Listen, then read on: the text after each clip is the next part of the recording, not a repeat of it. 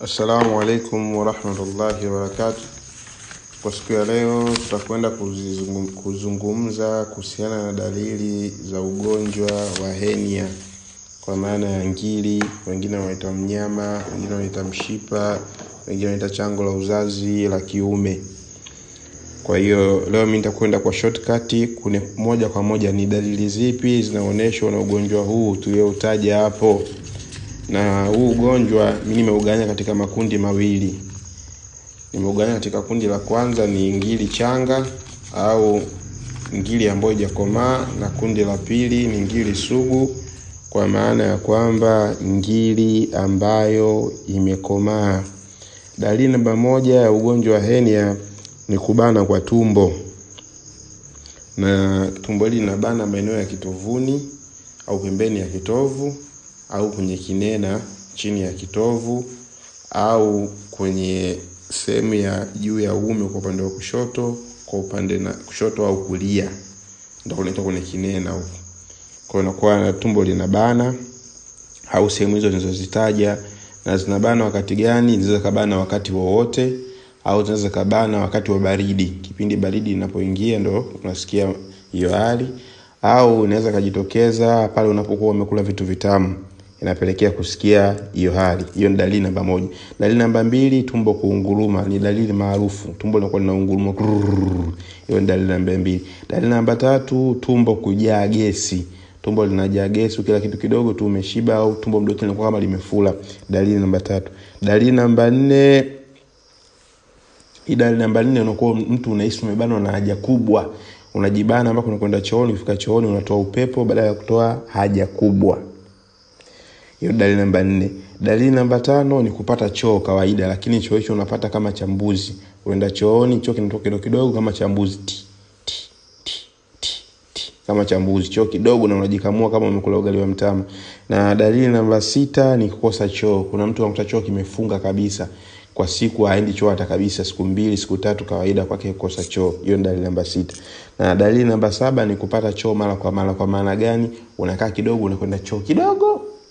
Sio kama unaalisha unakwenda choo, lakini unapata kidogo. Unakaa tena kidogo unasikia bado una haja, unaenda chooni tena unatoa choo kidogo. Hiyo ni dalili namba ngapi? Namba 6 ni kukosa choo, namba 7 ni kupata choo mara kwa mara. Ndio hiyo dalili namba 7. Dalili namba 8 ni sometime mtu unashiriki tendo la ndoa lakini unashindwa kurudia tendo. Na unajikuta hauna nguvu za kurudia tendo mpaka kesho, tena labda asubuhi ndio utapata nguvu za kurudia tendo. Hiyo ni dalili namba 8.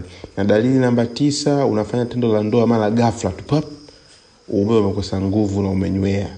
Na amsha wapi? Jitahidi kuamka tena wapi? Hiyo ni dalili ya ugonjwa wa ngiri, dalili namba 9. Na dalili namba 10 ni nuru ya macho kupotea. Unaanza kuwa na nuru ya macho inapotea, ima unaanza kutumia miwani, unashindwa kutambua baadhi ya rangi, unakuwa huoni mbali. Hiyo ni dalili namba ngapi? Namba 10. Na dalili namba 11, unapata maumivu kwenye kende, ima ni wakati wa baridi au wakati wa kawaida kende zinakuwa zinauma. Tunapozungumzia kende tunazungumzia kende hivyo, kwa lugha nyingine kwa lugha ya Kibantu inaitwa pumbu. Kwa hiyo kupata maumivu sehemu hizo.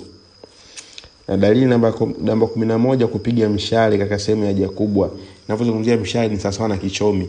Kwa vile vile unaposikia kichomi ndio sehemu ya tupu ya haja kubwa, unasikia kichomi kinapiga una sehemu ya haja kubwa chop, kama mchomo mshale au kichomi. Hiyo ni dalili namba 12.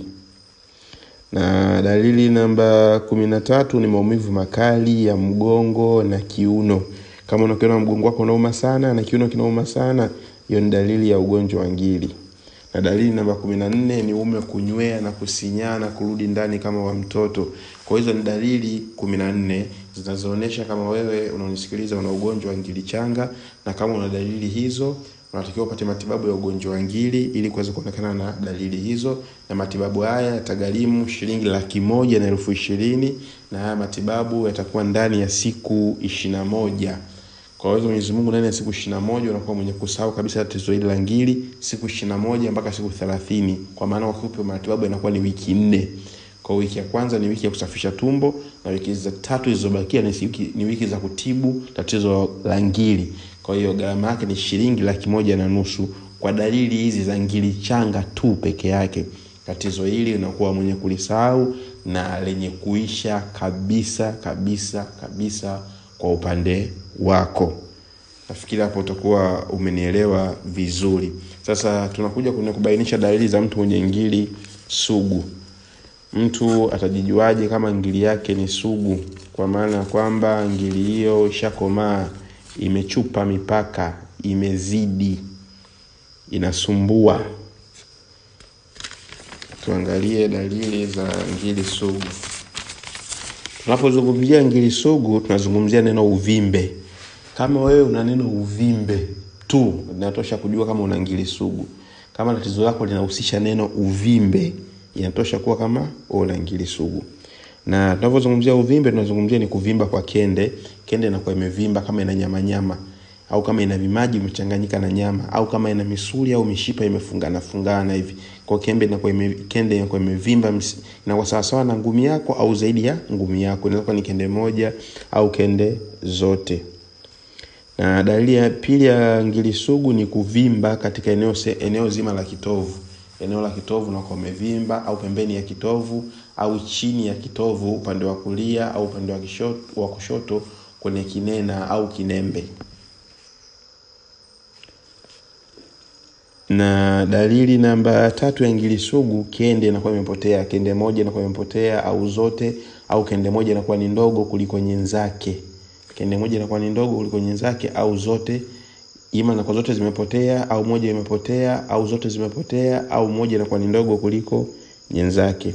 Na dalili namba 4 ya ngiri sugu ni kwa kende moja inakuwa imevimba, imejaa maji. Mfano wake ni busha, inakuwa maji yanadondoka madogo madogo mule, kwa kende inakuwa imevimba na imejaa maji. Na dalili namba 5 inakuwa ni mtu yeyote alisha kufanywa upasuaji wa ngiri wa hernia. Kwa hiyo mtu kama ushafanywa upasuaji wa hernia, wewe unatakiwa kutumia matibabu ya hernia, kwa sababu upasuaji sio tiba ya hernia. Ni wanaondosha kile kilichozaliwa na hernia, ila hernia bado iko pale pale. Kwa ngiri iko pale pale, kile kilichoondolewa ni sababu tu. Sio hapo utakuwa umenifahamu vizuri. Yaani sawa sawa wewe umemeza dawa za malaria lakini bado ulali na neti, kwa inabidi ulali na neti mado jikinge na malaria. Kwa kama umefanywa upasuaji, unatakiwa utumie dawa za ngiri. Na wengine washafanywa upasuaji na ngiri karudi tena kudhibitisha maneno unayosema mimi. Kwa hiyo inabidi ufanywe dawa, upatiwe dawa ya ngiri. Na dalili nyingine ni kupata maumivu kwenye upande wa paja wa kulia, kwa juu wa kushoto au upande wa paja upande wa kulia au kushoto, na maumivu yanafika kipindi mpaka paja linakuwa linachemka upande wa kulia au kushoto. Na kujisi unajisikia kichefuchefu sana. Kwa hizo ni dalili za kuonyesha kama una ugonjwa wa ngiri au hernia iliyokomaa au hernia sugu. Sisi kwa uwezo wa Mwenyezi Mungu tunaweza kutibu ngiri hii pasi ya kufanyia upasuaji, isipokuwa kwa sharti moja tu. Mgonjwa huyo ugonjwa wake awe hajazaliwa nayo. Kama ugonjwa umezaliwa nao, hatuna uwezo wa kukutibu. Ila kama ugonjwa utakuwa haujazaliwa nao, una uvimbe sehemu yoyote katika sehemu tulizozitaja katika hernia hizo, kwa hiyo Mwenyezi Mungu uvimbe wote tunaweza tukauondosha na ukatoka kabisa bila upasuaji na ukasahau hiyo hali. Kwa hiyo na gharama ya matibabu ya mtu mwenye ngiri kama hiyo sugu iliyokomaa ya muda mrefu, gharama yake ni shilingi 2,500 ya Kitanzania.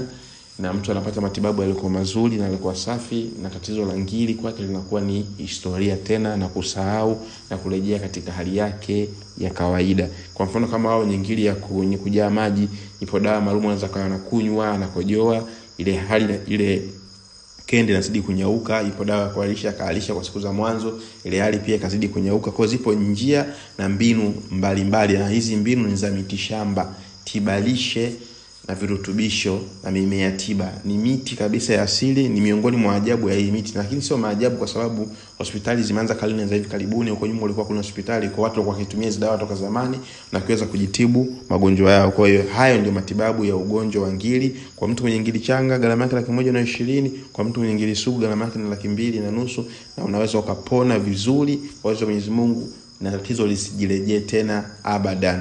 Kwa nafikiri utakuwa umeelewa vizuri na umenifahamu vizuri. Ni mimi mzungumzaji wako Profesa Kashaga, na kushukuru sana.